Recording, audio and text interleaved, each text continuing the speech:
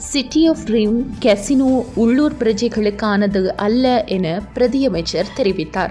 இலங்கை பிரஜைகள் கசினோ சூதாட்ட விடுதிகளுக்கு செல்வதை அரசாங்கம் ஒருபோதும் ஊக்குவிக்காது என சுற்றுலாத்துறை பிரதியமைச்சர் பேராசிரியர் ருவான் ரணசிங்க தெரிவித்துள்ளார். இலங்கையில் சூதாட்ட விடுதிகளில் செயற்பாடுகள் குறித்து அரசாங்கத்தின் நிலைப்பாடு தொடர்பில் செய்தியாளர்கள் எழுப்பிய கேள்விகளுக்கு பதிலளிக்கையில் அவர் இதனை குறிப்பிட்டுள்ளார்.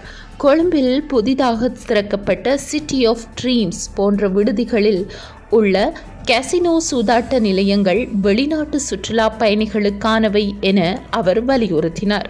உள்ளூர் பிரஜைகள் சூதாட்ட விடுதிகளுக்குள் நுழைவதை தடுக்கும் தெளிவான விதிமுறைகளை அரசாங்கம் அறிமுகப்படுத்தியுள்ளது.